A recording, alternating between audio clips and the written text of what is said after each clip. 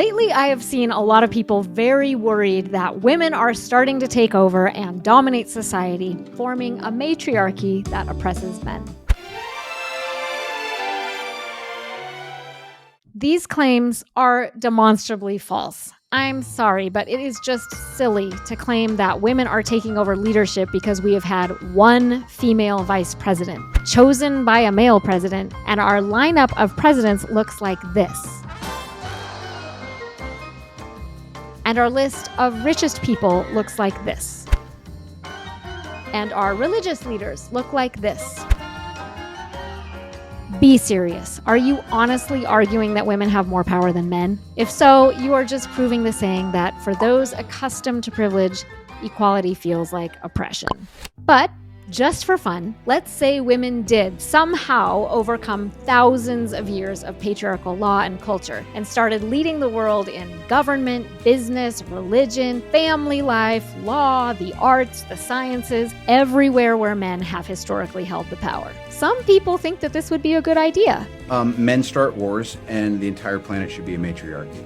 And some people claim that we could create a matriarchal society by copying all of the matriarchal societies that existed anciently and still exist in various places all over the world. So let's highlight all of those amazing matriarchies.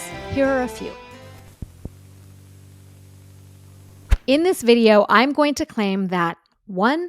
Humans have never instituted a true matriarchy, and 2. We shouldn't claim that they have. I realize that this is a very controversial take, and if you want to try to prove me wrong, I welcome respectful debate in the comments. So pay attention and tell me if I convince you, and if not, tell me why. My first claim is, there has never been a true matriarchy.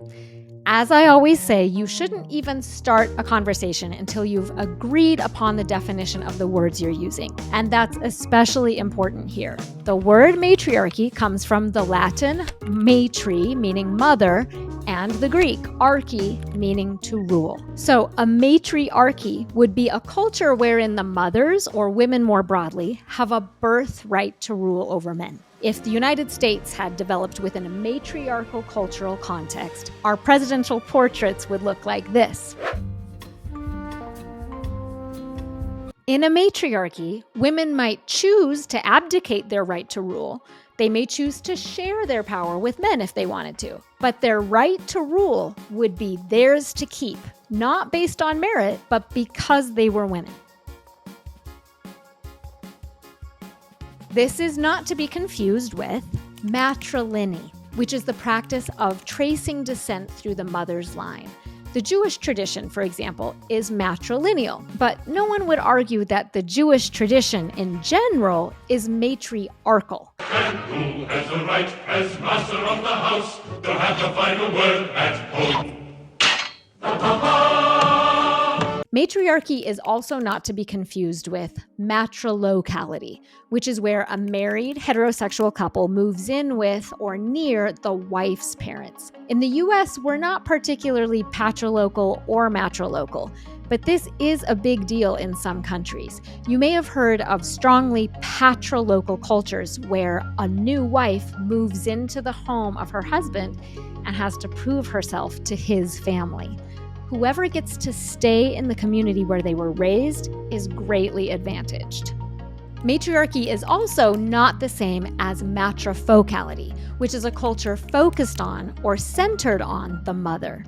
There are some prehistoric cultures that left behind a great deal of art depicting very fertile women, leading anthropologists to guess that these cultures were matrifocal. Also, this should be obvious, but a country ruled by a woman is not automatically a matriarchy. England has sometimes been ruled by very powerful queens, but only because there wasn't a man available to be the king. Mexico currently has a female president, but she's the first female president, and she's only president because Mexico just barely overcame its patriarchal culture for the first time in history and elected her despite the fact that she's a woman, not because she's a woman. So, if you ever hear the term matriarchy, dig a little deeper. If it's a culture where identity or even inheritance is traced through women, that means it's matrilineal. If it's a culture where a new husband goes to live with his bride's family, that's matrilocal. If the culture worships goddesses and seems to really respect women, particularly the power of life-giving, that's matrifocal. And if it's a culture that happens to have a female leader, ask if she's the leader because of her gender or in spite of it. A matriarchal culture would be one where the government, including their lawmakers, and their religions were run by women, and women largely determined the social norms, including reproduction practices and who could marry whom, and the arts and sciences, and how history was transmitted, and so on.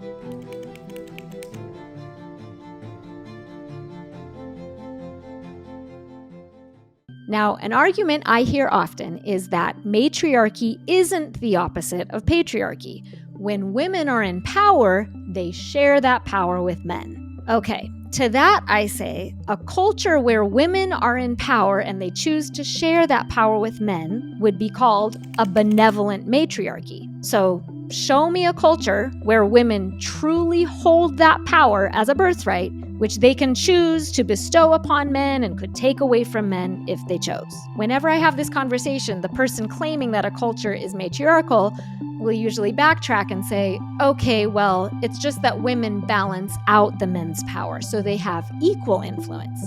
And to that, I say, that is awesome. I love that. And a culture like that has a name. It's called an egalitarian culture, or Riane Eisler would call it a partnership culture, as opposed to a dominator culture. But I do not believe that we should be calling egalitarian cultures matriarchies. And here's why. Number one, because it's factually not true. And whenever people claim that a word means something that it doesn't, it just muddies the water and makes really important issues impossible to talk about. Number two, I believe that calling a culture a matriarchy that isn't one can fool people into believing things are better than they are. For example, I was once in a town in rural Southeast Asia, and a local man was going on and on about how his culture was a matriarchy because they believed in goddesses, and according to him, husbands had to do what their wives told them to do. So I asked him, okay, wow, that's awesome. Do you have female presidents? Oh, no, never had one. Female judges and legislators and members of Congress making the laws? Female spiritual leaders? Unfortunately, also no. Then later that day, we were at a school, and I asked the principal of the school why there were so many more boys than girls in the middle school. And he said it was because the girls dropped out of school to do housework and fieldwork and get married and have babies starting in 6th grade. Men telling women that this culture was matriarchal was a way to placate them so that they didn't ask hard questions. Number 3, I don't like using the word matriarchy, especially as a societal goal, because it's a lightning rod. Robert Downey Jr. aside, when men hear that women want to institute a matriarchy, what they hear is women want to rule over men. And that's what they should think, because that's what the word means. It takes so much extra energy and time to explain, like, no, women don't abuse power like men do. Women use their power to lift everyone. I'm sorry, maybe I'm extra sensitive to that reasoning because I come from a religion where men say the flip side of this all the time. Trust us to share the power. You have such a special, important role as a woman. We'll protect and provide for you and preside over you benevolently. The same way I reject men's birthright status over women, I reject women's birthright status over men. And of course, men are going to reject that too. And then we lose potential allies in the fight for gender equity. Okay, with all of that said, you may have heard of cultures that you are convinced are matriarchies. So with this new vocabulary in mind, let's check out 4 cultures from around the world and see what we think.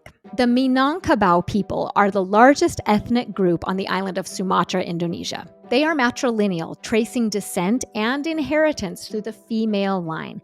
And traditionally, a married couple stays in the house of the wife's maternal relatives, while the husband is considered a guest who visits his wife at night. So, matrilocal. However, while the Minangkabau are the largest matrilineal and matrilocal society in the world, with property, family name, and land passing down from mother to daughter, religious and political affairs are run by men. Peggy Reeves Sunday, an anthropologist who lived among the Minangkabau people, observed, "The Minangkabau are known in Indonesia for their literary flair, business acumen, and egalitarian democratic relationships between men and women. Neither sex rules because males and females complement each other." So, is that a patriarchy, a matriarchy, or an egalitarian society? Next, the Haudenosaunee Confederacy of the east coast of North America. Among the Haudenosaunee peoples, the men are the chiefs. The Grand Council, made up of 50 chiefs, makes decisions following the principles set forth in the Great Law of Peace. But the clan mothers play a major role in selecting the chiefs, and they can depose them anytime they wish. Women also preside over agriculture, making important decisions about land and food distribution, and they are a matrilineal society, meaning that lineage, clan membership, and property rights are traced through the maternal line. This means that a child inherits their clan membership, their name, and their societal status from their mother, not their father. So, is that a patriarchy, a matriarchy, or an egalitarian society? Next, the Mosuo of China. Near a beautiful lake in the foothills of the Himalayas live the Mosuo people, whose society is often called the Kingdom of Women. They practice what they call walking marriages. After a coming-of-age ceremony, Mosuo females choose their own partner. During this partnership, the man visits the woman's home upon invitation, leaving the next morning to return to his own home, so matrilocal. When babies are born, they're raised in the female's family, with the father visiting whenever he wants to. But the mother's brothers and uncles bear fatherly responsibility. Men and women bring up the kids equally. Also, in the Mosuo culture, women are unambiguously the heads of their households, and they make decisions about family resources. Inheritance is matrilineal, meaning that wealth and property are passed to the mother upon death, giving Mosuo women authority and freedom. Women are not dependent on men for income. So if a partnership is not working out, men and women are both free to move on. With that said, men still wield political power in wider society. Is that a patriarchy, a matriarchy, or an egalitarian society? Last, the Bribri of Costa Rica. And if anybody's going to prove my thesis wrong, it's going to be these people. The Bribri's societal structure is organized in clans, and like other cultures we've mentioned, their clan system is matrilineal. So children's clans are determined by the clan that their mother belongs to. Also, women are the guardians of wisdom and spiritual traditions. They are the only ones who can inherit land and prepare the sacred cacao drink that is essential for their rituals. And the sacred cacao tree itself is said to have been a woman. Women also assign boys and men their roles in the community. For example, women will choose a man to be the awa, or shaman, and only men can be shamans. Cebu is the primary deity, and he is a father god, the creator of earth and humanity, the god of wisdom, values, and indigenous customs. But again, the women get to assign the men and boys their roles in the community. So is that a patriarchy, a matriarchy, or an egalitarian society? As we wrap up, what are some practical takeaways? Whether or not prehistoric cultures really were matriarchies, whether or not there are indigenous cultures that were or still are egalitarian or even lean matriarchal, what is the best, most just way for us to organize our society? And how do we get there? Let's look at some data. Nick Kristof has been a Pulitzer Prize finalist 7 times for his coverage of human rights abuses the world over for the past 40 years. In the book, Half the Sky, he, along with his wife, Sheryl WuDunn, write about the features of a thriving society. They write, "In general, the best clue to a nation's growth and development potential is the status and role of women. Women's empowerment helps raise economic productivity and reduce infant mortality. It contributes to improved health and nutrition. It increases the chances of education for the next generation. When women gain a voice in society, there's evidence of less violence. When women gain control over spending, less family money is devoted to instant gratification and more for education and starting small businesses. It's no accident that the countries that have enjoyed an economic takeoff have been those that educated girls. You educate a boy, and you're educating an individual. You educate a girl, and you're educating a village." It seems that when women gain wealth, wisdom, and resources, they really do tend to share them with everyone, which does kind of confirm the point that I addressed earlier. So, men who are afraid of women forming a matriarchy really have nothing to worry about. Not only because it's arguably never happened and is a ridiculously long way from happening now, and I don't think it ever will happen, frankly, but also because even if it did, women would not oppress men the way men have oppressed women. But even with all of that said, in my opinion, it's egalitarianism, partnership, and representative democracy for the win. Thanks for watching. As always, your likes, shares, and comments make a huge difference in helping other people find my work. Thank you so much for your support.